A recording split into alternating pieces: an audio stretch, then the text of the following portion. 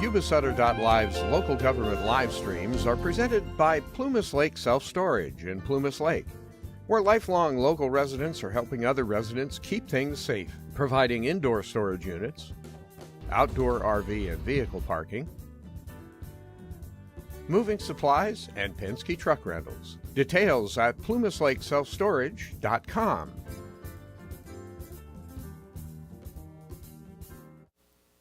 Redo that. Call the meeting to order. Can we have roll call, please? Director Vasquez. Here. Director House, absent. Director Fuhr, absent. Director Messick. Here. Director Bradford. Here. Director Matthews. Here. Director Bishop. All right. Director Vasquez, would you lead us in the Pledge of Allegiance, please? And salute. I pledge allegiance to the flag of the United States of America and to the republic for which it stands, one nation, under God, indivisible, with liberty and justice for all. Thank you. Public comments. Mandy. Public comment is an opportunity for members of the public to address the Board of Directors on any subject matter that is not on the meeting agenda and is within the board's subject matter jurisdiction. Public comment periods are limited to 3 minutes per person, and the total amount of time for public comment is 15 minutes. Persons participating by way of video conference or teleconference shall ensure their audio is muted at all times except when the board chair announces public comment periods. At those designated times, members of the public wishing to speak shall enable their audio and state their name for the record. When multiple members of the public wish to speak, the clerk will determine the order of speakers and announce their names accordingly. To ensure proper conduct, the board reserves the right to mute the audio and video of any member of the public violating generally accepted principles and decorum of official public meetings. We do not have any virtual or in-person public comment. All right. Consent items. Move to approve. Second. All in favor? Aye. Any opposed? None. Okay. Public hearing. Teresa is going to be presenting this. So let's see here. Before we have board discussion, we need to have a public hearing. This public hearing is to receive comments on the presentation concerning agency vacancies and recruitments and retention efforts. Now opening the public hearing. Does anyone wish to present a comment? None? There's no virtual or in-person. Okay. Hearing no further comments, the public hearing is now closed, and are there any board discussion? So, is Teresa going to present this anything first? Should I have done this after you presented? Okay, well, I'll redo it. That was practice. That's fine. It's really quick anyways. Teresa Del Santo, your HR manager. So there's a new law, AB 2561, which requires me to stand here and present to you our vacancies and then any recruitment and retention efforts in light of recruitment challenges. So we'll start there. We're fortunate enough to not have any recruitment challenges, so we're not suggesting any edits, changes to policies or procedures. And then regarding our vacancies, we have 122 employees and 4 vacancies. So 3 of those vacancies are planned for recruitment in the upcoming fiscal year, and then 1 of those vacancies is currently underway with a deadline to apply for 6/23. And that's the procurement and contracts manager. The other 3 are construction inspector, electrical technician trainee, and then a water resources engineer. That is my simple report. Willie? And I will just add, in light of this new law and requirement to report annually, we've been including a summary of the vacancies and recruitments in my manager's report at every boardroom. All right. Okay, before we have board discussion, we need to have a public hearing. Public hearing is to receive comments and presentation concerning agency vacancies and recruitment and retention efforts. I am now opening the public hearing. Does anyone wish to present a comment? None? Right. Hearing no further comments, public hearing is now closed. Are there any board discussion? Perfect. We need to take action on this item? Nothing? All right. Moving on. Discussion items. Receive presentation from the Yuba Watershed Protection and Fire Safe Council on their achievements to date and consider approving an executive director capacity building grant renewal in the amount of $261,681 across 3 years. Fallon.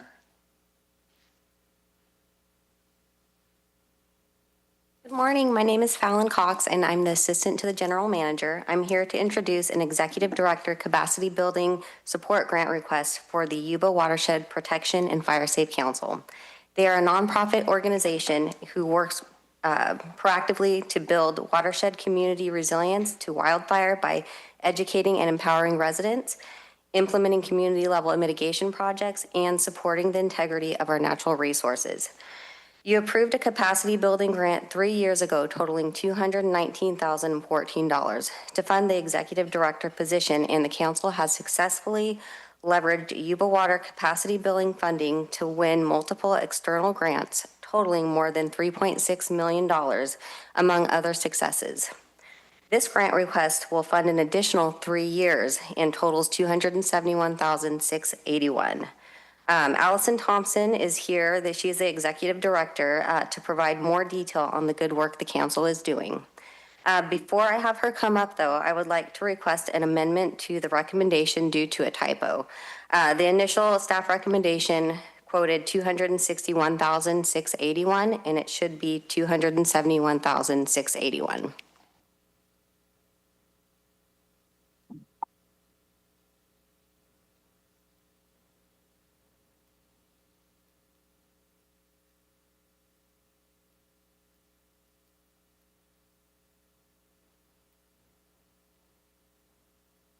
All right, good morning. You'll hear me all right? Yes. Excellent. All right, well, yeah, good morning. Thank you for having me here today. As Fallon said, I am Allison Thompson, Executive Director of the Yuba Watershed Protection and Fire Safe Council. We are very busy and growing, and I am excited to share this presentation with you today with some updates on all that the Fire Safe Council has been accomplishing lately. As you know, and Fallon just introduced, Yuba Water Agency supports the Fire Safe Council both financially and through our collaborative efforts on many of our programs. One grant that has been incredibly beneficial to our organization is the Executive Director Capacity Grant that has allowed our Executive Director to focus on the growth of the organization. So today I'll be sharing some of our key successes that investment has been able to leverage and the impact it is having on our communities, as well as our plans for strategic growth into the future. The Fire Safe Council serves as a hub for wildfire resilience in the Yuba County foothills. Our mission has long been to collaborate with partner organizations to proactively build watershed and community resilience to wildfire. We work on multiple fronts, educating residents, implementing large-scale fuel reduction projects, providing direct assistance to homeowners in creating defensible space and home hardening, and coordinating these efforts among partners. Essentially, we are a bridge between individual property owners in the foothills, local agencies and businesses, and the larger landscape scale work needed to truly reduce wildfire risk across our watershed. So this slide here shows the Fire Safe Council's growth in recent years. You can see since we became a 501c3 nonprofit in 2020 and were able to take on more grant funding, we have seen tremendous growth in our programs, our staffing, and the impact we're having in the community. You can see we started with hiring 2 staff in 2021, which at that time both were funded by Yuba Water Agency. And we have now grown up to 5 staff positions in 2025. We also saw our first Firewise community approved in Yuba County in 2022, and we're now at 4 Firewise communities approved in mid-2025, with 6 more currently working on their applications. You can also see some gaps in the timeline for some of our programs there. Those are funding gaps that we weren't able to fill, but for the most part, we've been adding new programs and keeping them going over the last 6 years. But steady funding, all this time, steady funding for the executive director position has really been the catalyst for all of this growth. We've not just expanded our team and grown our programs, but we've also completed critical planning documents like our updated community wildfire protection plan, and our board is currently finalizing our first comprehensive strategic plan to guide our next phase of development. And I'll talk about that a little bit more later on. So focusing in on dollar amounts, in 2022, the Yuba Water Agency provided a $219,000 grant to fund the Fire Safe Council's executive director position for 3 years. Just within that 3-year grant term alone, that $219,000 leveraged an additional $688,000 in additional Yuba Water Agency funding for specific programs, but it also leveraged almost $2.5 million in external grant funding that was awarded during those 3 years. If we add in previously awarded funding that contributed to work in 2022 and beyond, that totals nearly $3.7 million in external, that's non-Yuba Water Agency funding that was awarded and managed over the last 3 years. So that math, that is almost a 17-to-1 return on investment on the ED capacity grant to external funding. And even if we add in the other funding that Yuba Water Agency has provided to support our programs, that's still a 4-to-1 return on Yuba Water Agency funding to external funding. And I think I might be getting those directions backwards, but you get the idea. It's a great leverage. That $3.7 million in external funding is spread across 18 grants from diverse funders. You can see them on the slide here, including CAL FIRE, the Forest Service, PG&E, Sierra Nevada Conservancy. And this really demonstrates both our growing capacity as an organization and the confidence that multiple funders have in our work as we continue to grow. More importantly, though, what have these dollars done for our communities? The return on investment goes far beyond that financial leverage. As far as the numbers go, since July 2022, our wildfire mitigation review program has trained volunteers who've conducted nearly 300 property assessments. We've handed out almost 300 address signs and helped 138 properties with chipping services to reduce fuel loading on their properties. We've provided over $96,000 in cost share funding for defensible space improvements, and we're helping neighborhoods to build their own community resilience through our Firewise Communities program. But also, don't just take it from me. These on the screen here, these are quotes that we received from participants in our defensible space cost share program that highlight how important this work is to the community. And I am going to read them for you now because they are that impactful. So one person says, the cost of doing this work to create fire clearance is really costly. This reimbursement program helps tremendously and makes it possible to do more and make our property even more safe. This helps the whole neighborhood. And another person says, as a full-time teacher and single mom, this program allowed me the quote luxury of hiring a professional to come out to my place and in 2 days accomplish what I have been slowly chipping away at for 2 years and was nowhere near completing. That one always gives me a little bit of chills. So these comments and more, we receive lots of comments like these. They really show how we are creating lasting risk reduction, building community capacity, and beyond that, protecting ecosystems and infrastructure across the watershed. And then on the ground, looking at larger scale projects, we've completed over 1,100 acres of strategic fuel reduction as of mid-May of this year. The work is currently ongoing, so those numbers have already increased since I counted them.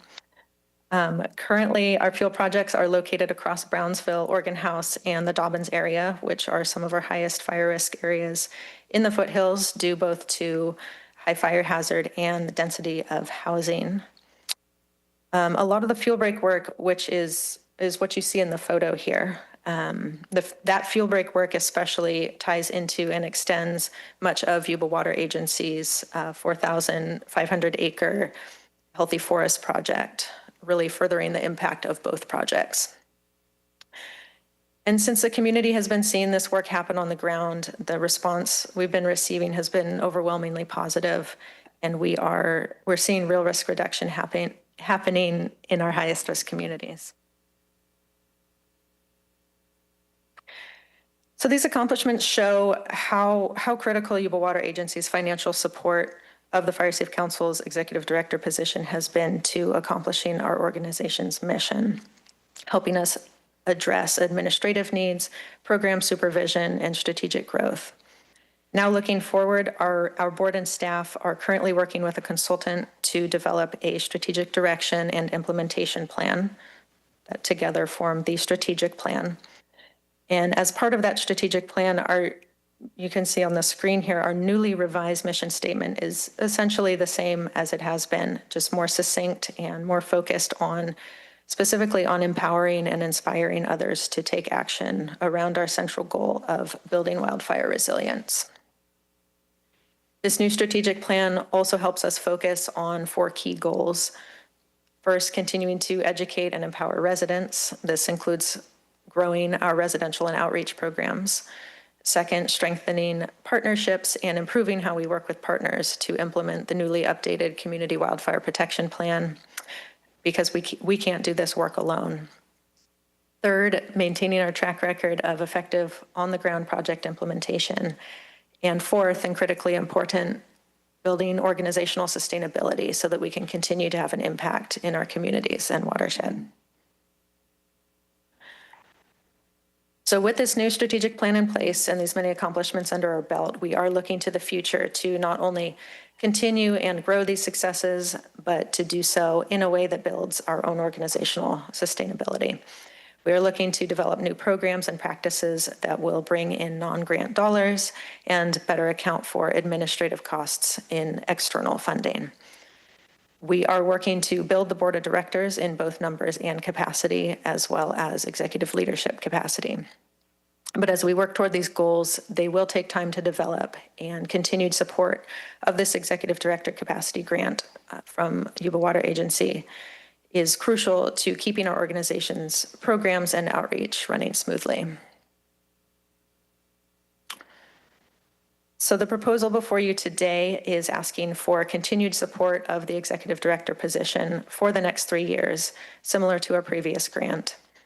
In general, the executive director oversees all of the Fire Safe Council's operations in support of our mission, and is and will be essential to carrying out the new strategic plan.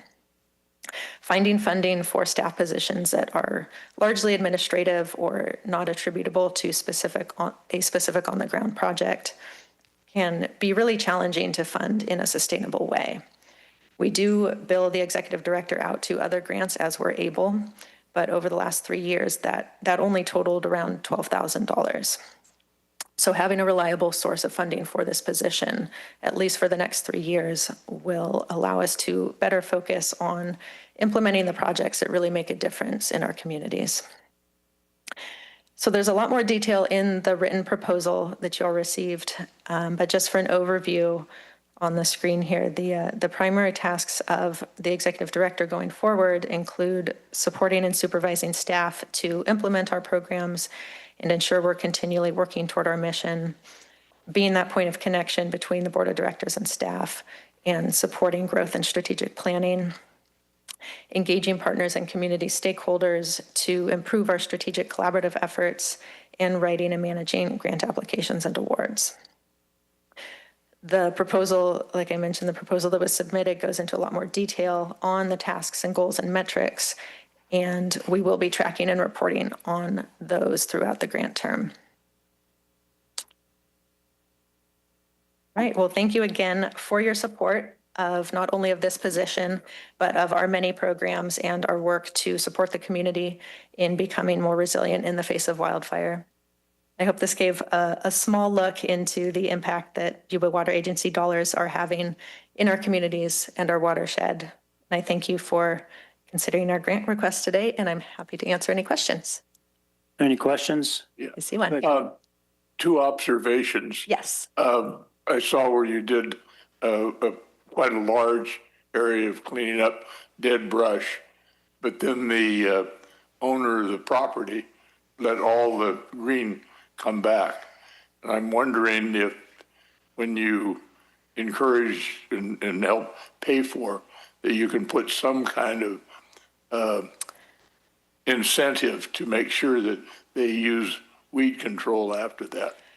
Absolutely. Yes, that is one of the ongoing challenges, the maintenance. Depending on which project it is, I believe most of our projects, we do have a follow-up herbicide application after we do that initial treatment. Depending on what project it was, some of the landowners wouldn't allow the herbicide on their property. And so we can't like legally enforce anything, but we said, okay, let's make this deal that if we do this work, you guys will maintain it. And you know how And then some the people do and some people don't. other observation is down in the valley, the county does a lot of spraying on the roadsides, which would, in the hills, would make a wider fire break. I understand there's people in the hills that are opposed to herbicides. There are. But my suggestion might be that you take some areas and spray them and put some other areas that you don't spray and sign them and say, this is what herbicides can do for you to make our area safe. Something that every time they drive by it, they would see the difference. And that maybe would help spark a better acceptance of herbicides along the roads, because with herbicides on the roads, you make a wide fire break. If you have tall, dry grass, it jumps it very quickly. I know that from experience. For sure, for sure. Well, yeah, the demonstration idea, that's great. We'll take a look at that. Thanks. Any other questions? Through the chair, just a comment. I think this is a perfect example of what the board attempts to do from the standpoint of we want to take Yuba Water Agency funds and leverage as many external funds as possible and stretch those dollars as far as possible. And I mean, 17-1 is a tremendous ratio in that case. Makes me think that maybe we should have an annual recognition of the project or the organization that stretches our money the furthest and has the greatest rate of return for Yuba County residents. So anyway, I think it's great. Any other comments? Yeah. I'd like to thank Lake Francis Estates for putting the effort to get involved with you, and it shows what can be done with cooperation. Absolutely. We're all in the same direction. They were our very first Firewise community. Yeah. Thank you. So I'll just add the comment, since I'm actually the county representative on the Fire Safe Council, the growth I've seen in the last couple of years from going to us having meetings up there to now having to add tables and chairs because we're getting residents to come to the meetings, and the outreach these guys are doing as far as going to farmers markets and reaching the public and getting people involved in doing these fire breaks. So you're adding to your deal, Gary, not even just the money wise, but how many people in the community now have seen this and done their own properties on their own, just the added value of making the whole community fire safe by each individual doing that. And these guys are going out doing assessments. You know, you can sign up and they'll come out and assess your property and tell you what to do and what to clear, and their growth in that's tremendous as well. So I just think it's a great program. So Thank you. would anybody like to make a motion? Or is there any public comment? No. None? Okay. So moved. Second? All in favor? Aye. Aye. Any opposed? None? Okay. Thank you, Allison. Great. Thank you all. I appreciate it. Thank you. Okay. Next item. Consider approval of the following, which was recommended by the Administration, Budget, and Personnel Committee on June 3rd, 2025. 1, proposed budget for fiscal year ending June 30th, 2026, and projected budget for fiscal year ending June 30th, 2027 for the Power Systems Fund. And 2, the updated personnel allocation chart and salary with 4 additional headcount. Curtis. Morning.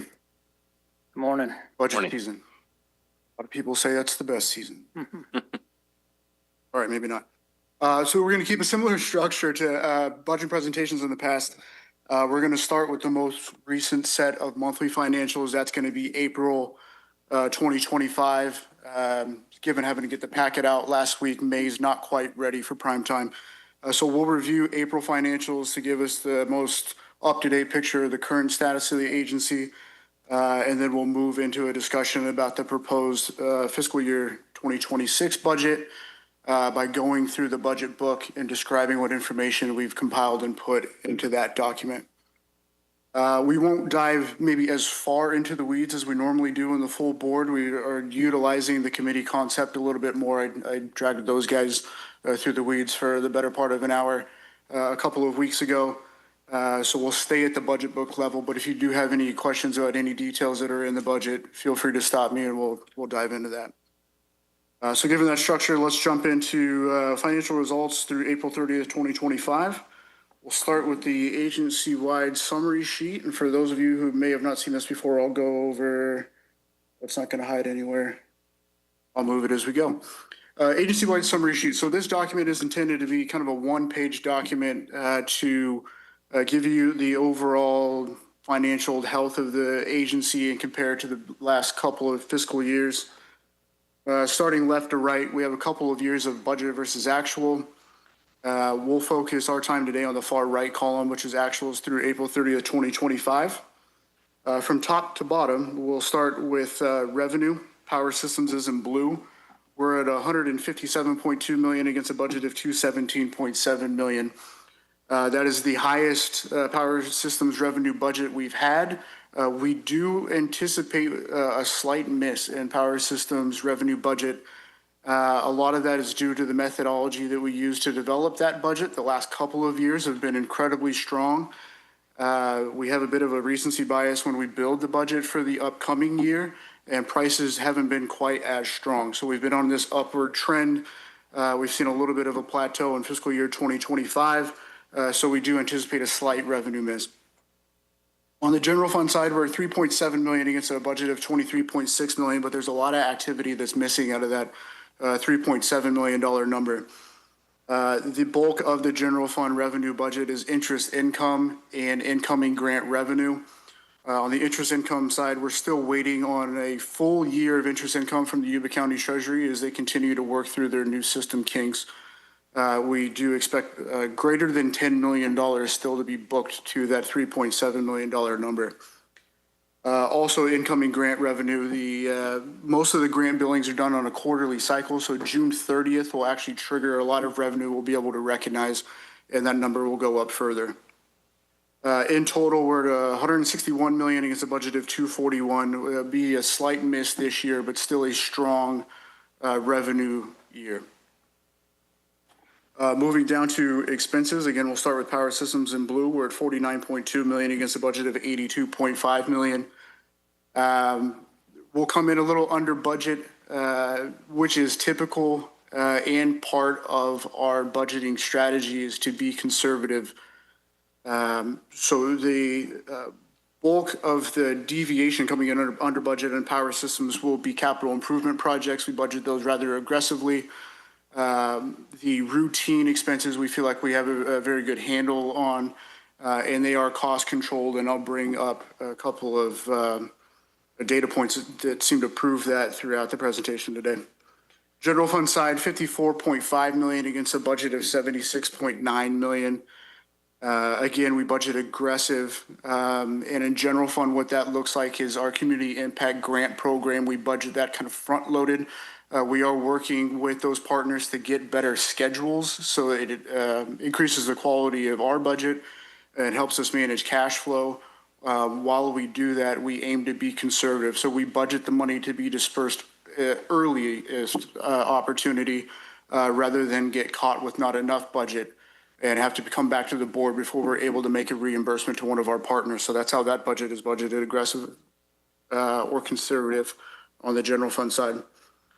So what that means is actuals through April 30th, 2025, and expenses is $103.7 million against a budget of $159.3. Will come in a little under budget on expenses as well. Net effect on reserves down below here. We forecasted just shy of 82 million, but with a slight revenue miss, we do project we might miss that as well. It currently stands at 57.2 million contributed to reserves.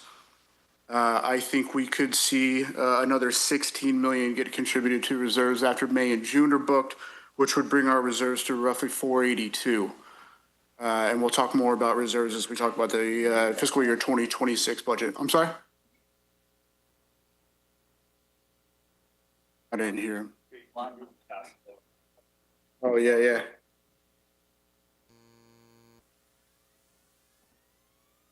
You move it. I think you can click on the more, you might be able to hide it too. There we go. I was gonna hide the next page. I'll just keep moving it. We'll play a game.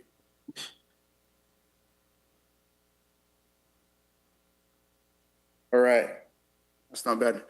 So a little bit more detail in the April financials. We'll start with Power Systems revenue. This is a chart that looks at each month and compares it to the last couple of fiscal years.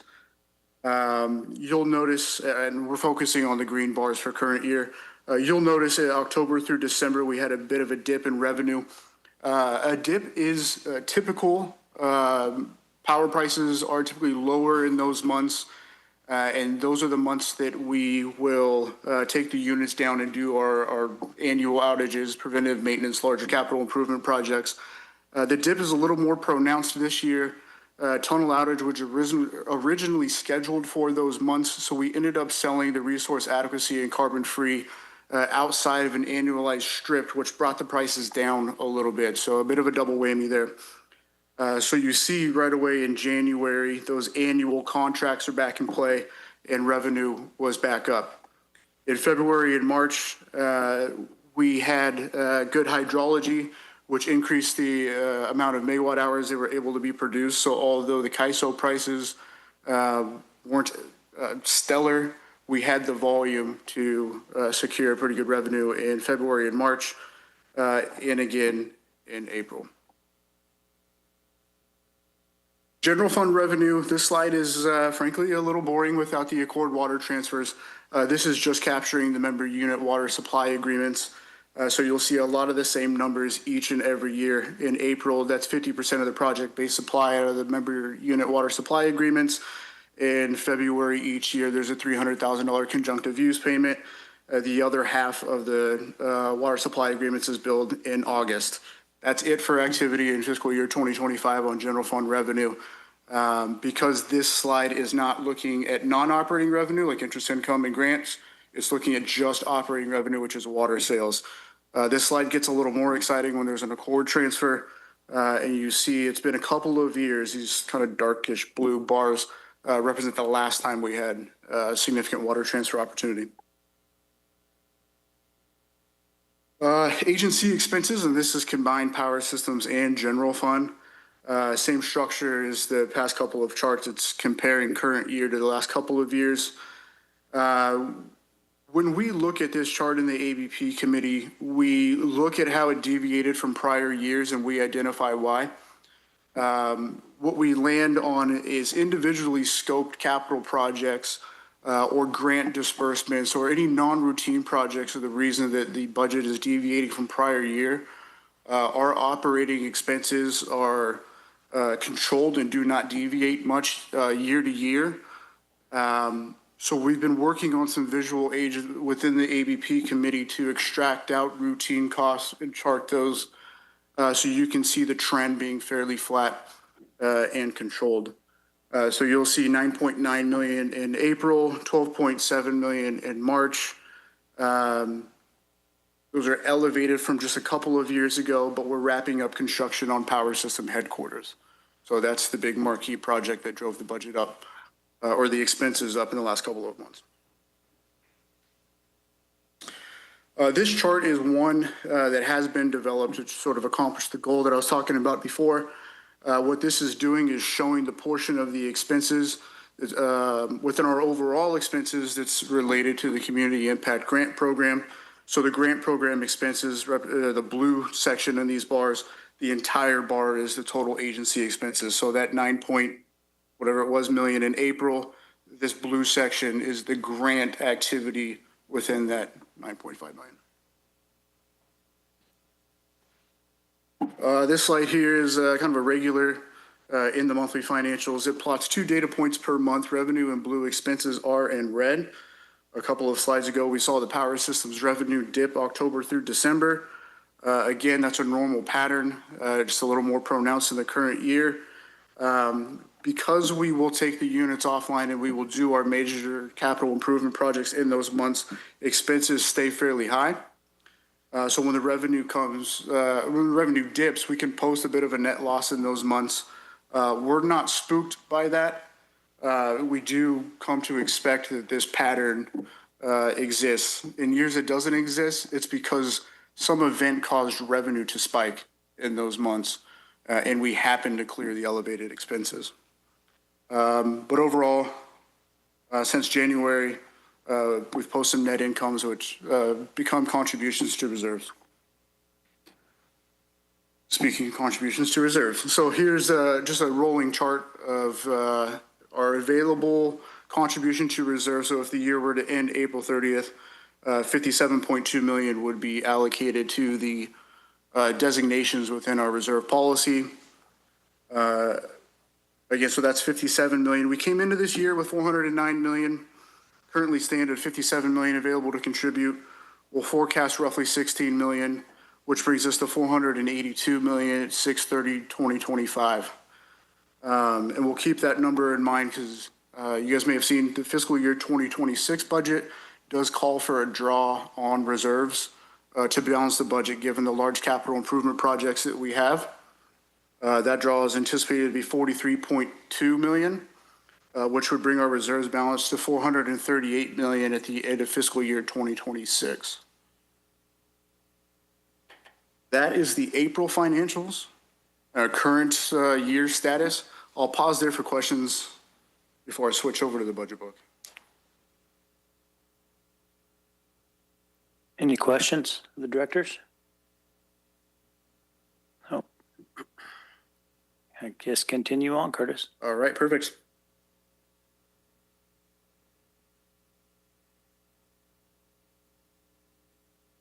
All right, the budget book. We brought it back for year 2. I'm going to go through each section and describe the intent of what we're trying to communicate in these sections and foreshadow some improvements as we continue to enhance this budget book over the years. Your guys' picture you took 2 weeks ago. Thank you for doing that for the budget book. Okay. Table of contents. But we'll start with the background. So the background is it borrows the budget priorities from the strategic plan, documents them here.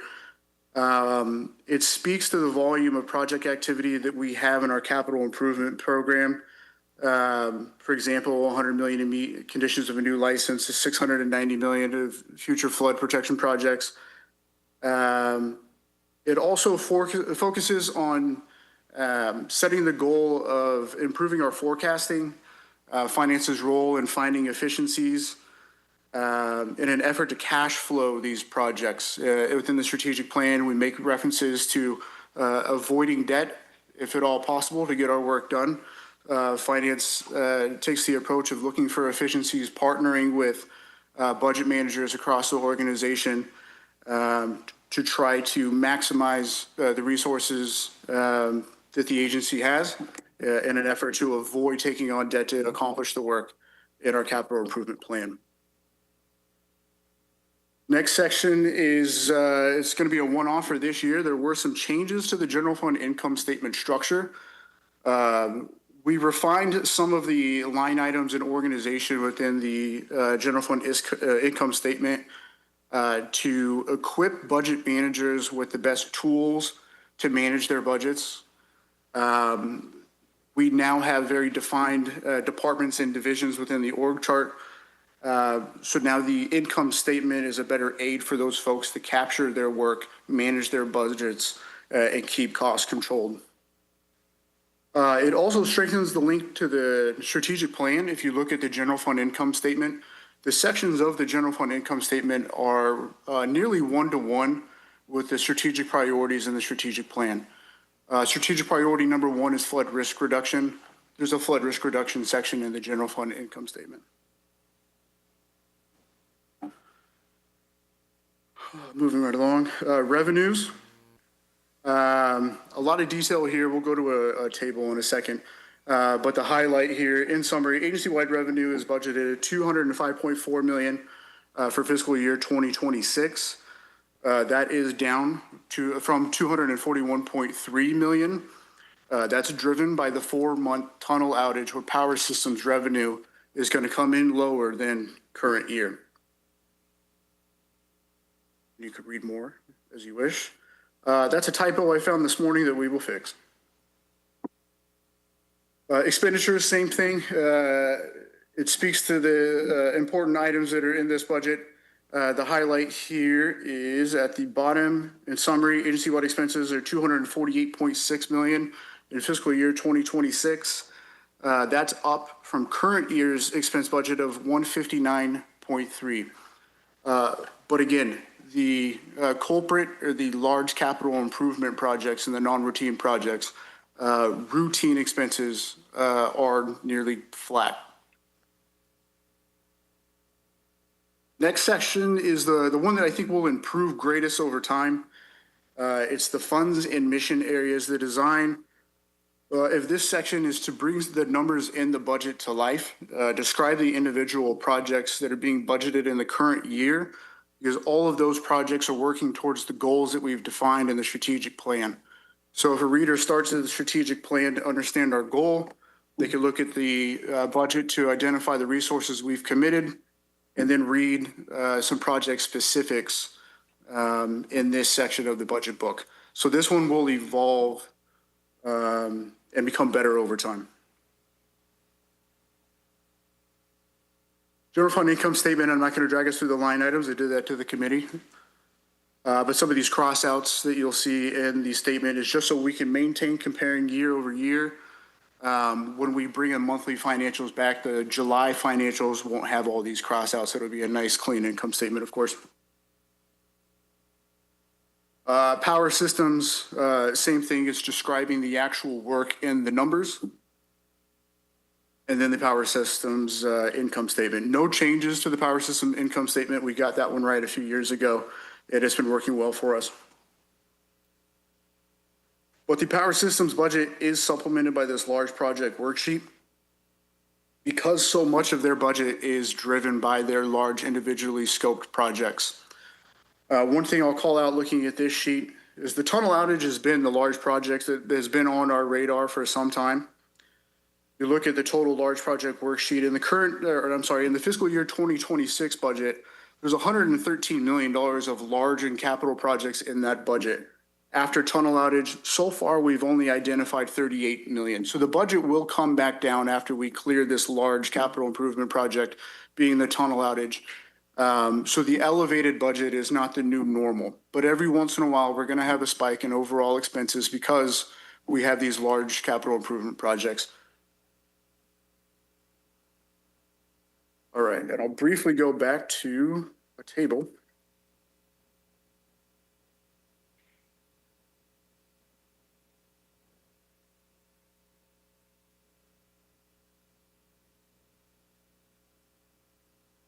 To talk about some budget trends and put this in context. We'll start with revenue. Again, I'm comparing prior years and power systems actuals budgets. So actuals, the last couple of years, incredibly strong power systems revenue.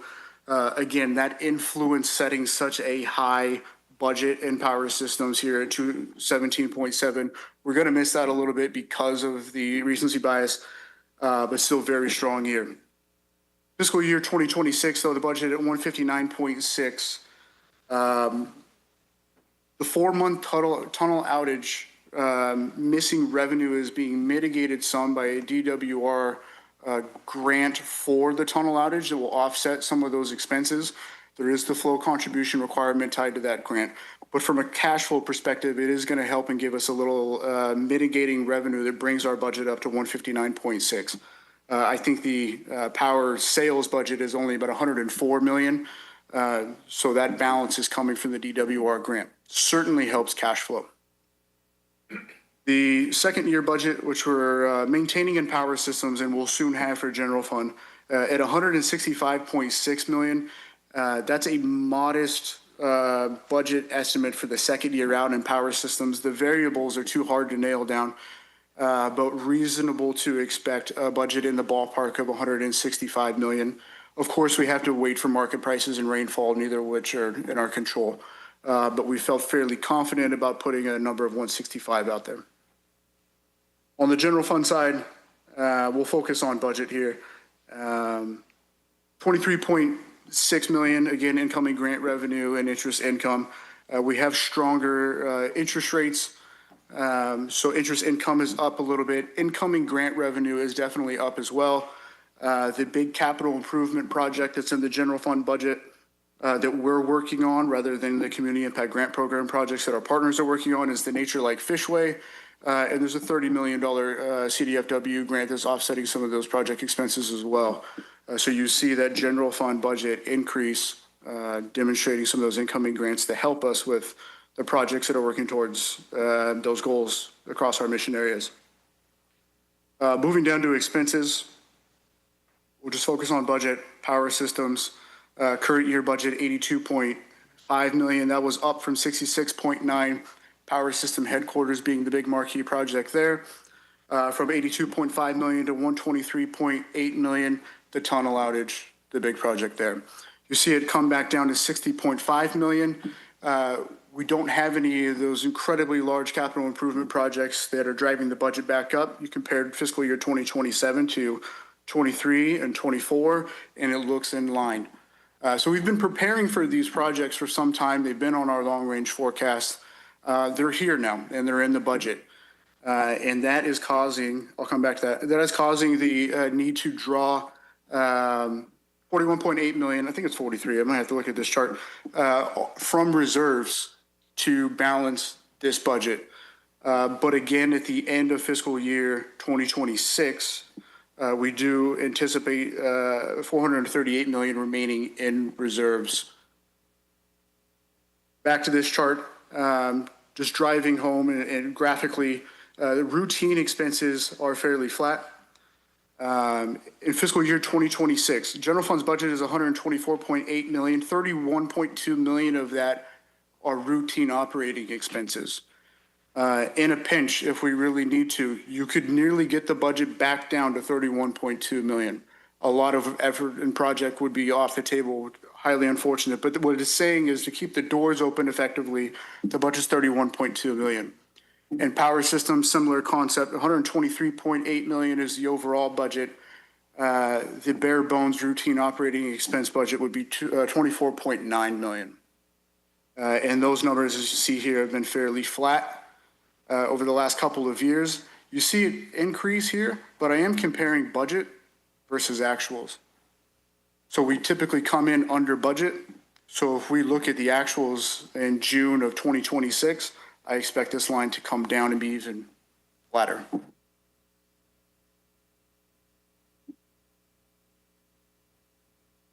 Sorry for getting seasick, but I'm going back to the budget book.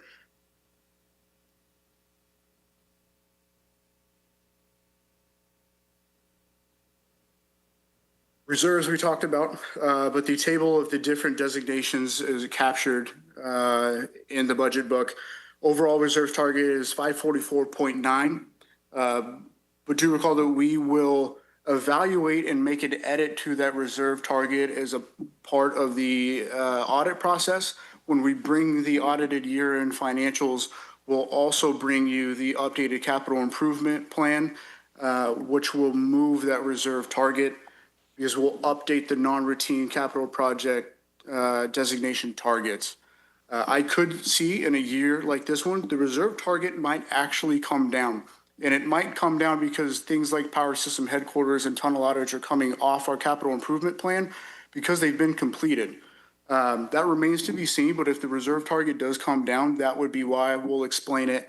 But it would sort of make sense that we'd have to draw on reserve and then the target would come down because we were saving for that large project. We completed that project and now we'll be forward looking the next 10 years within the capital improvement plan. Personnel memo. I'm going to save Teresa a second commute up to the podium. So we have 4 additional headcount requested in this budget. These are existing positions existing job descriptions and scopes of work, but that work has outgrown what the current number of folks can handle. So we have an increase of 4 headcount, one being the information systems technician, application developer, which is also in the IT department. Water Resources Division, proposing a hydrologist, and in the Maintenance Division, this is the heavy equipment mechanic. Could have read that there, it'd have been easier. All right. Personnel allocation chart, of course, included in every budget, and we'll finish off with the salary schedule. Salary schedule does include a proposed general wage increase of 3.5%, reviewing market data and making that proposal. This GWI is in line with the IBEW's previously negotiated rate, which is also 3.5 going into effect July 1, 2025. That was agreed to last year when we extended the MOU for those last 2 years. So that is the proposed budget for fiscal year 2026, unless there's any questions. Any questions? None? Okay. Okay, Willie. So agenda item 3 is related to a presentation on golden mussel mitigation and also to adopting the CEQA exemption. The overall cost for this effort is included in Curtis's budget. He went over early in his presentation. He said, look, if you have any questions about the details, you can bring them up. But what I want to do is make sure that we're totally transparent here. And I'm giving a presentation in a few minutes on the golden mussel mitigation plan, but you're about to vote on a budget that includes those costs. So what I don't want it to look like is there's some type of bait and switch here where we get you to approve the budget and then I give you the presentation. So I wanted to be very clear that the costs for agenda item 3 are included in this budget here. And if you have questions about the actual dollar amounts, Curtis could address that. All right. Any question, Eddie? Go ahead.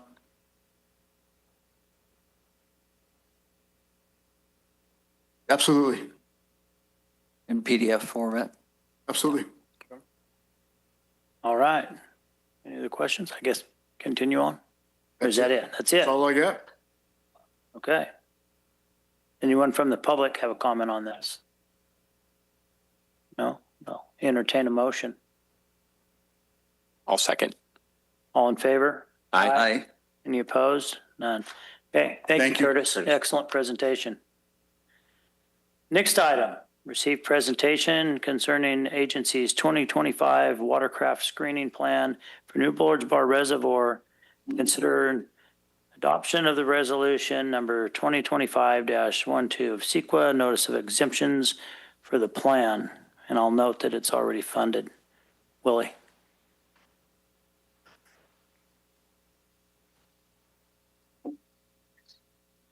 Okay, well, good morning. And first off, I need to thank 2 members of the staff for working on this the last several months. This is a very dynamic situation across the state, but I want to thank Jessica Nichols and Jacob Vandermeulen.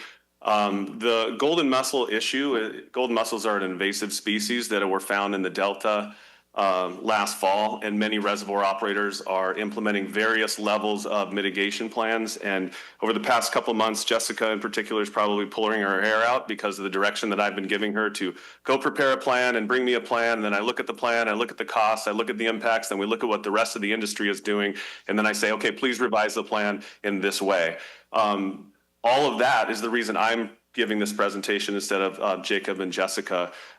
It's so dynamic that I need to be able to present it to you and let you know that it's an issue that's dynamic and evolving, and the industry is trying to address it. And it's a very wide and broad topic with not a lot of depth of knowledge of the actual risks, in particular the actual risks to a reservoir operator that has a greater than 600-foot tall dam with cold water, with certain chemistry and certain impacts that are different than any other reservoir in the state, but every reservoir is different and the risks are different. So it's been very dynamic, and what we're characterizing this as a pilot program. And yes, you did just approve the budget for this, an overall anticipated budget for the entire fiscal year. But what we will do is we will implement what I'm going to present today over the next several months, from let's say July 15th until December 31st. see how it goes. We will continue to investigate the science behind the potential impacts and the actual mitigation measures that we implement, and we will revise our plan in the December budget update and come back to you with what we've learned, what's been working well, what we need to modify. It may get more costly, it may become less costly. Again, this is dynamic, and I just wanted to leave you with that before I get into it. I will also preface the presentation by saying this is Jacob and Jessica's presentation, and so I am not the one that's most well-versed on this, but I'm going to give you the overall lay of the land and what we propose. So here we go. First off, our watercraft screening plan has 6 objectives. That's prevent high-risk launches. I'll give you an example of a high-risk launch. I heard a story recently at another reservoir where someone recently acquired a watercraft and just picked it up, bought it, brought it to a reservoir, and it went through an inspection program, and it was riddled with actual adult golden mussels. Okay, so that is something we consider a high-risk launch. Also to increase public awareness and just let everyone know what we're doing and why. Target high traffic entry points. For us, it's obviously our Emerald Cove Marina boat launch and our Cottage Creek boat launch. And serve as a deterrent. Serve as a deterrent to prevent the obvious transportation or vectors of this invasive species. Maintain operational simplicity. We want to keep the program as simple as possible, but also be effective and allow for scalability. I mentioned we're going to come back to you in December with what we've learned and what we need to change. Again, this is dynamic. We wanted to start with something that we could work from, either scale up or ratchet back down. So the screening process, this is to explain what a boater would go through once this is implemented. So enter Cottage Creek or Dark Day screening process. If a watercraft passes and they go through this 5 to 10 minute inspection, there's no mussels and it's 100% dry, you proceed to launch. So hopefully this is like 99% of the watercraft. If there's a fail, like actual mussels detected, or let's just say it's a muddy or mercury bilge, or it's just not a clean vessel, you'd fail, and then they would have to completely dry out the vessel and or have it decontaminated and then be rescreened again. And this could be a matter of just taking it to the car wash or draining it out, or it could be something if it was significantly dirty or invaded by mussels, a full-blown decontamination. Here's just pictures of our 2 boat launch areas, Cottage Creek and Dark Day. The screening criteria. So this is what the inspectors will use to screen the vessels. Visual indicator of the mussels. I'm not going to go through every bullet point. I'm just going to hit the headers here. Large amounts of water. So if a vessel comes in where it still has standing water in the vessel, that's the whole point of being clean and dry. This is where you verify that the vessel is dry, as dry as it possibly can be. We'll be looking for aquatic plant material. This is like an algae growth or just weeds or grasses or mud that could contain the golden mussel. And then lastly, and this is what we've been already putting out to the community, we've already been asking boaters to clean, drain, and dry their vessels before they bring them to New Bullards Bar. It'll be a different process for commercially transported large vessels. For us, this is primarily houseboats. There'll be a mandatory decontamination prior to transport, and the facility must use this certain database or app. And the screening process requires a reservation so that it can actually be thoroughly inspected.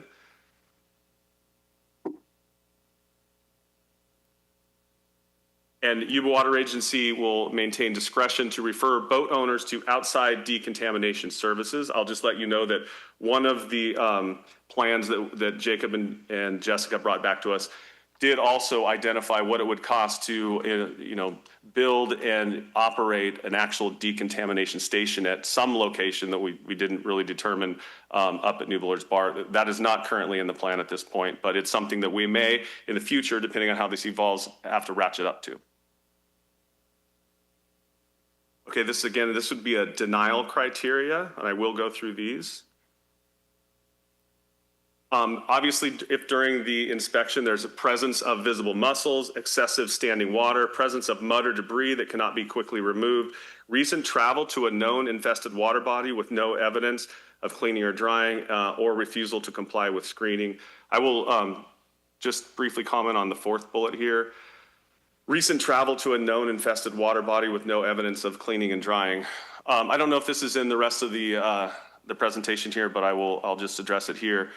It is very likely that boaters have boated elsewhere in the state. Let's just say somewhere in the Delta. Let's just say some type of fishing tournament in the Delta one day, and then the very next day or shortly thereafter, their vessel is on New Bullards Bar at another fishing event or another fishing derby, and without any type of inspection over the past, let's call it a year. These mussels were detected in the Delta in last fall, and it very well could be, and it's highly likely that vessels did have standing water or mud and debris or something else that was, attached to or within the vessel, and it was brought to New Bullards Bar. So I want to let you know that we could currently have mussels at New Bullards Bar. However, I asked Jacob and Jessica to go do some sort of inspection. What would be reasonable to determine if we now have mussels? And so we inspected the likely locations or where mussels are found at other places like marinas and such. And they did a dive inspection of the marina. And what they look at is the actual vessels in the marina. And then they look at the cable system and the anchoring system. That's where these mussels attach and grow. And we didn't see any. However, Jacob yesterday reminded me, if these mussels truly were just found or just brought to the Delta last year, and then let's say last summer, and then somehow were transported to New Bullards Bar, there may not be enough time or haven't been enough time for this species to have, been born, gone through its life cycle, and shown itself as an adult mussel. So it may be too early to tell. But right now, based on a recent inspection, we can't confirm that there are mussels on our reservoir at all. So the protocol, if we do deny a vessel from launching, we will explain the reason for denial, educate which screening criteria were not met. We won't have on-site decontamination, and we'll provide next steps or resources for the boat owner, and we'll offer education materials, emphasize clean, train, and dry procedures, and we will have a database of the vessels that were inspected and approved or denied. We're trying to keep this very transparent and very educational for the users, and we're trying to do this in a way that provides the least impact to the recreational users, but also protects our facilities. So hours and staffing, the watercraft screening hours will be 6 a.m. to dusk. Launch hours will be 6 a.m. to 9 p.m. And after hours launch control, and I just want everyone to know this is one of the, I wouldn't call it a significant cost, but one of the major costs in the process will be having after hours launch control. We'll have A-frame signage at launches. One of the plans that we talked about was installing some type of gating mechanism where you can enter during normal hours after an inspection, but you wouldn't be able to leave. And the way we would do that is one of those gates that you can drive over one way, but it has the spikes that come up the other way. The big downfall to that would be, what if there's an emergency on the reservoir and someone needs to leave the boat ramp, for whatever reason? I didn't want to, cause harm by trying to prevent golden mussels. So we went with A-frame signage. The signage is supposed to educate and let people know that there is a process they're supposed to go through. But in the event of emergency, an A-frame sign can be easily moved out of the way if there is an emergency. We will have on-site security patrolling at launches, which deters unauthorized launching, provides a visible presence of an actual program and compliance anticipation, and we'll be able to report non-compliant activities. The recreational boating screening seasons are here on the table. But like I said, what we're going to do is implement this from probably around July 15th to the end of the year and get back to you on with what we learned. This is just an example of the database tracking that we've developed and that we will use for each inspection. And then we'll have a program evaluation process that we go through. This just details that. Here's a detailed timeline. I won't get into it. I will just let you know that this plan will be implemented, like I said, on July 15th, and we'll work through the kinks and get this implemented and up and running. And we'll get back to you probably through my manager reports in the future. I'll let you know how it's going and then formally come back to you in December with what we need to revise is specifically with the budget as well. So we do need to talk about this. This is the limitations of the plan. Others have a full-blown inspection process where they then band or put a seal, a cable seal between the vessel and the trailer that is towing that vessel. That way, when a boat is inspected, they go out, they recreate on our reservoir, let's say for the day, they come back and they would get banded. Let me be clear, we're not proposing this, I'm explaining what others have done. Then they have a band that would specifically be for New Bullard's Bar at this point in time. Again, we're not proposing this, this is hypothetical. They could then come back without another inspection, right? We talked about doing this. It's much more costly and without reciprocity with other reservoirs where a boater could use an inspection at New Bullard's Bar, let's say, and go to, let's say, Folsom and recreate. It just lacks the efficiency that might be gained if we did have reciprocity. And we have been talking to other reservoir operators, primarily Department of Water Resources at Orville, but others to see what they're doing. And I would suspect that over the next year or so, reciprocity will be developed and we will participate in that. Unverifiable water in vessel systems. There's a high risk vessels may still be allowed to launch. What we're not requiring them to do is, like, many of these wakeboard boats or wake surfing boats have ballasts. They have these ballasts so that they can provide the right kind of wake for that type of sport. It's very difficult to ask them, one, to drain those ballasts or even inspect them when they're draining. So we're just basically going to ask them to drain them. We're going to look at them and just look for the other signs of contamination of golden mussels, like the muddy or murky water or other indicators. So there is a limitation there that golden mussels could be in ballasts, and we're agreeing that we aren't going to be able to capture 100% of the possibility. Lack of decontamination services. I mentioned earlier that one of the original plans that Jacob and Jessica brought to us had a full-blown decontamination station. The necessity of that and the cost of that were significant, and we are proposing this today to be a middle-of-the-road mitigation plan. Other reservoirs are doing everything from nothing at all to like a self-certification where you go online and you print out a form that says, yes, I've cleaned and dried my vessel, and no, I haven't been to a contaminated waterway, and a few other things. You put that on the dash of your tow vehicle and you self-certify. We feel like that's a process, but we could do better than that. So we're kind of in the middle of the road. And then there's other reservoir operators that are implementing full-blown required decontamination or required storing your boat for 30 days and letting it dry out. So there's a little bit of a limitation there with the lack of decontamination services. There's really no enforcement authority at this point in time. There's not a county ordinance that specifically requires what we're implementing.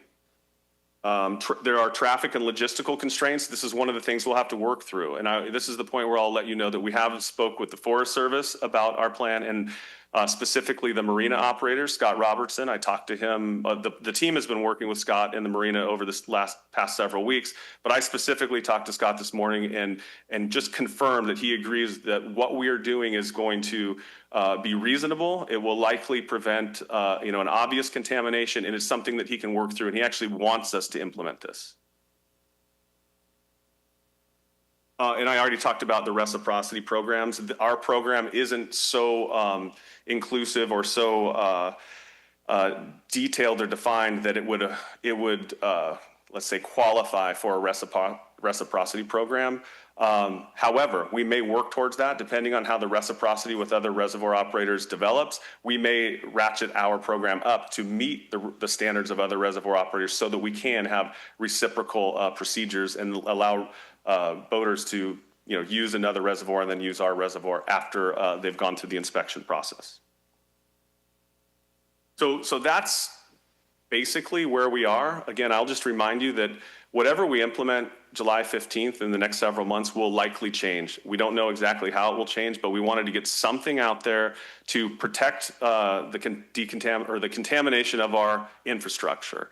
And also have something out there that the public sees that we're doing the best we can to prevent these mussels from contaminating our reservoir. And then one thing we haven't addressed is contaminating our reservoir and then likely contaminating someone else's reservoir or waterway as well. What we don't want to do is have unknown mussels in our reservoir, have someone get those in their vessel and then take them to another reservoir as well. So that's another reason to justify a program, at least a starting program. So that's the presentation. I'm happy to answer any questions, and Jacob is here to help me with specific questions that he kind of worked through when he was developing the plan. And I will say Jessica's not here. She's out in the field working, but I also want to thank her again because much of this work, I would say 80% of the work that went into this, Jessica has prepared.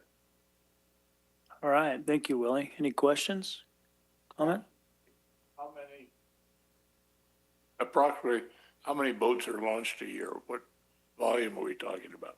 I don't know specifically. I could ask the Marina or in the Forest Service what that is, but hundreds, if not thousands. Yeah, it's quite a few.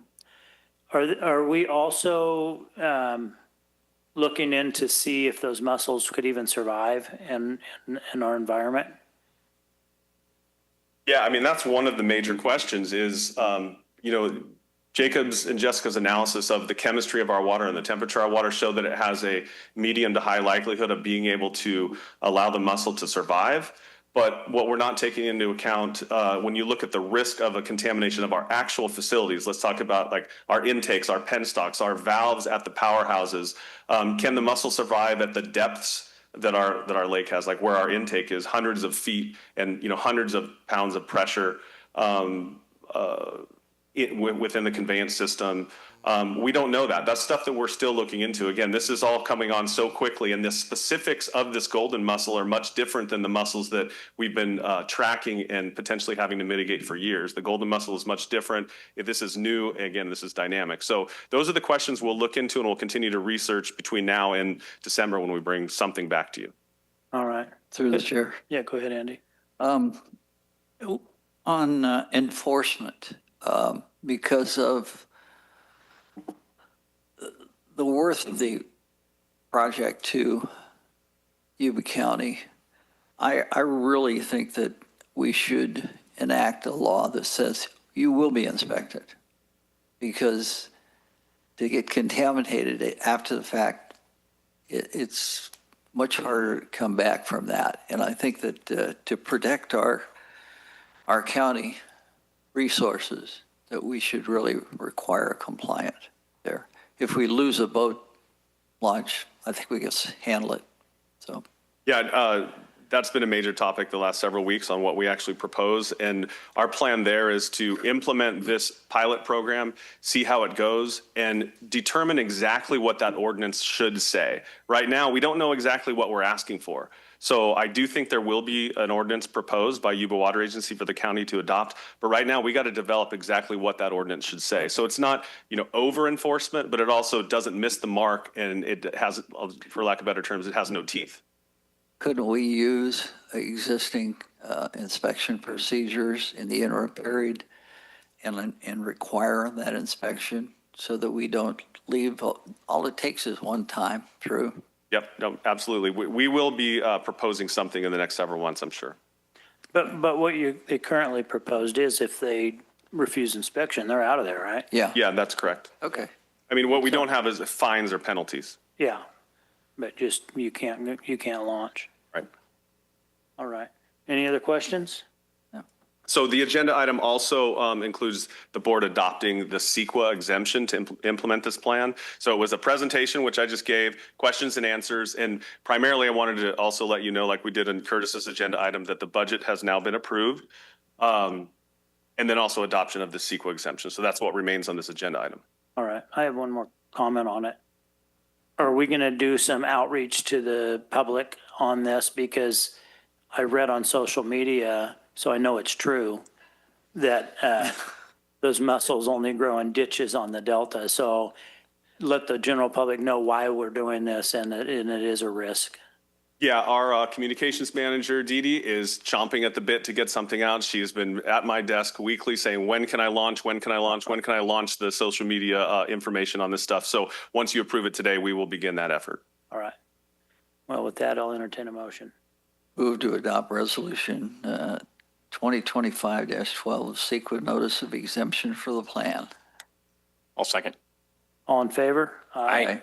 Any opposed? None. Thank you. Moving on, managers report. Okay, well, I'm back.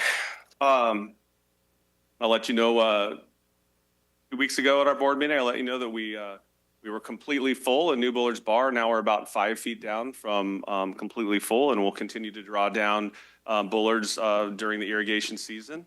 We're at 1,950 feet in elevation, which is about 25,000 acre feet less than full. So things went well this hydrology season, and things are going well at the lake. And I'll also let you know that if you do go up and recreate at Bullards, being 5 feet down is pretty much full anyway. I mean, when you go out there, it's beautiful, and now the kind of shoreline will start to be exposed, and that's what the boaters like. So there's a beach to land on and to play on. So things are going well with the operation of Bullards. Power system headquarters is going well. As I've been reporting the last several board meetings, we're near complete. We're still near complete. The power system staff plans to start moving in next week. So that's going well. And I just want to thank the entire team that's been working on that. That's been a couple years of construction. Specifically, Matt Murray's been doing a great job as kind of our construction manager up there. And we're finally at the point where we're going to have a modern space for our power system staff to work, and we'll shorten their commute by 15 to 20 minutes, potentially starting next week. So that's excellent news. On the maintenance update, the electrical issue that we had at Mini Hydro has been resolved, and that unit is back online. And I want to tell a little story about Narrows 1. Narrows 1 is currently in annual outage. It'll be brought back sometime around the end of next week. All is going well. The story I want to tell is with the main generator breaker. The purpose of the story is to let you know what an awesome staff we're blessed with. This morning when I read the report, this draft report in preparation for this meeting, I read the sentence that there's major work going on breaker 52G. Circuit breaker 52G is the breaker that attaches Narrows 1, the 12 megawatt unit, to the grid. It's the main generator breaker.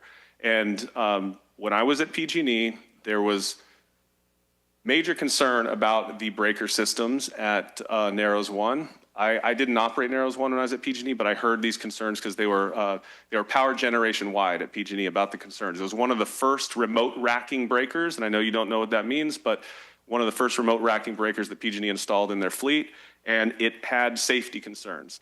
So the minute that I heard that we were, and I don't micromanage our team. I don't know exactly what maintenance our team's doing normally on a routine annual basis. But what I did hear is they're doing major work on generator breaker 52G. So immediately my spidey senses went up, and I wanted to make sure that we were adequately maintaining it and making it safe because of the concerns that I remember from 10 plus years ago. So this morning I called our Electech lead, Will Gisler, and I said, hey, Will, I have concerns about breaker 52G. What's going on? What maintenance are you doing to that? And just so you all know, one of the most dangerous things that our employees do is rack in and rack out. And I know that's a kind of a crude term, but rack in and rack out generator breakers. This in particular is a 12 megawatt unit. It's 11,000 volt breaker. So that means that they're attaching a breaker. Imagine the electrical panel in your house, and you have your little 20 amp breaker for a lighting circuit. Well, this is that same concept, but it's huge. It's 3 feet wide, 4 feet high. It's a 3-phase breaker that goes into cubicle, and you're attaching this breaker to 11,000 volt bus. And when you go through electrical training at PG&E and you look at all of the videos of things that went wrong, that's where things go wrong. And when I talked to Will and I said, what are we doing, and is it safe, and is everyone comfortable with what you're planning to do? And Will's response was wonderful. He basically went through from A to Z exactly what concerns that they had, the issues they have seen with that breaker the last 4 years of our ownership. And he basically, in 5 minutes of conversation with Will, had absolutely resolved the concerns that I had. And my concerns, they're dated, they're 10 years old.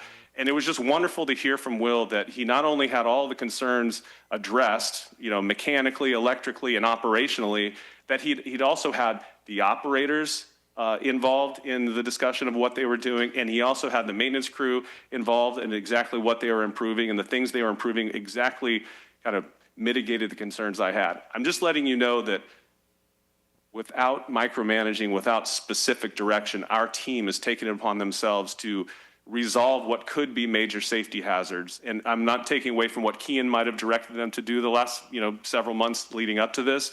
But just for me as the general manager to pick up the phone, call our elect tech lead and say, are we doing the right thing, and have him respond so thoroughly. It was just wonderful to have that 5-minute conversation and hear that from them. So I wanted to relay that to you, that's the kind of staff that you have out there. All right, moving on. The Narrows unit will come back at the end of next week. All the other units are online and operating as expected. We've had 115,000 acre feet of inflow year to date, which is, a little bit above average, which is good. It's kind of in the El Nino, La Nina neutral right now, and that's the Eastern Pacific. On to human resources. Again, earlier when Teresa came up and explained the law that we now have to comply with vacancies and ensuring that we're filling vacancies, this human resources update is the summary of that. And currently I have no specific positions to address except that there's the list of your interns for the summer. And later this year, when their internship is over, they'll all be giving you a presentation like we normally do. So we'll look forward to that. And I'll just let you know, it's been great to meet these interns as they've come on staff the last several weeks. We always have young, energetic, eager to learn folks, and we have that again this summer. On the communication side, the Appeal Democrat and Yuba-Net featured stories about the grants awarded at our last board meeting. The Appeal Democrat, KOVR 13, and Good Day Sacramento covered our giant penstock pipe delivery on June 6th. We also did a lot of direct outreach to affected neighbors in Lake Francis area and a lot of social media leading up to that delivery to minimize impacts as much as possible. On Friday, we had Jay Maskell from our maintenance team out at the Touch a Truck event put on by the Yuba County Library. Approximately 450 people attended that event this year. And our senior information security analyst, Drew Baumez, spoke to the South Yuba County Sunrise and Yuba City Rotary Clubs about cybersecurity. Our upcoming sponsorships include the Livestock Awards at the fair itself, and the Bi-County 4th of July fireworks celebration. Our upcoming board meetings are July 1st, where we'll have a regular board meeting, an ABP meeting, and a POD meeting. I noticed that you didn't have any income statements in your first paragraph. Yeah, I think it was last board meeting, I updated you on April, and the May numbers weren't done by the end of last week when we put this together. Thank you. All right. Any other questions? Okay, we'll go into director's reports. Start down with Wayne. Charlie? Nothing to report. Gary? Nothing to report. Wow, you guys are easy. Andy? Look at all the time I get to talk. See if my mic goes on. We're kind of stable in our housing starts, and we're the last 10 years we've been doing about 500. And one of the things that I had tried to do earlier was start up a examination of the existing septic systems, and the environmental health has given me a list of those which are marginal at best and those are which really need replacing. And I'd like us to get a committee, ad hoc committee, to kind of see where we could start spending time and money on attaching septic systems to all the sewer lines that we're putting in. All right. I don't know, that should be a discussion item at some point in time. So I'd like for that. So should we just make an ad hoc committee, or should we make it a discussion item for next meeting? I would suggest you ask me to discuss this start with Kevin Mallon at the county and see how the best way to proceed. Okay. Is that good, Andy? That works for you? Sounds good. Got to start somewhere. Yep. Great. All right. So I went to Mountain County's water last Thursday and Friday down in Tuolumne. It was a really great event, and I'm glad, Allison, that you stayed here to the end. The Thursday night we had Thursday at 3 p.m. we had a big roundtable of CAL FIRE and Fire Safe Council in Tuolumne and all the players down there. And you're right on par with everything they're doing down there, and just great to see all the awareness. Anyway, had a good meeting. If I seem tired to you guys, it's because I'm camped out at the fair all week. So it's taken its toll on me already. But I hope you guys can all make it out to the fair, come through there, see all the animals. I will again, Dee Dee, take pictures with all the award winners for the Yuba Water Agency Awards. And if any of you guys can make it Sunday, I think it starts around 10 or something a.m. We could all take pictures with the recipients of the Yuba Water Agency Awards. So with that, we are going to take a 15-minute break, and then we have closed session. How long do you anticipate closed session? About a half an hour. Okay. And Recording stopped.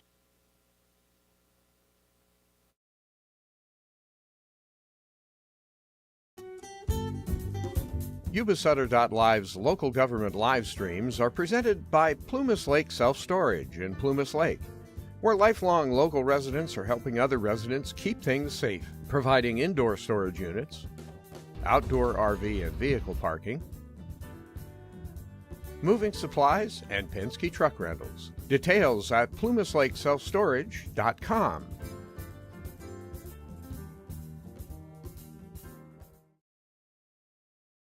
Hi, I'm Neil Goforth of Comfort Keepers of Yuba, Sutter, and Nevada counties. Caring for elders or even yourself has challenges. Comfort Keepers of Yuba, Sutter, and Nevada counties can help you address today's issues and plan for tomorrow with in-home and specialized care for you or your family members. Call us at 530-749-8800. Comfort Keepers of Yuba, Sutter, and Nevada counties.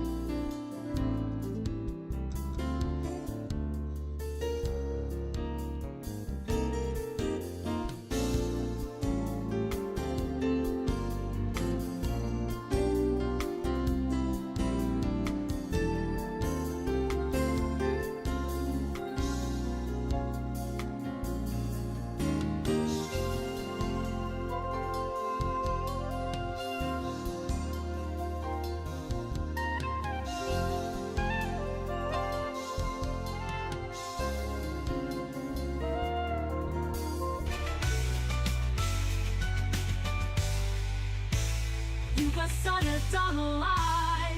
It's the truth that comes through.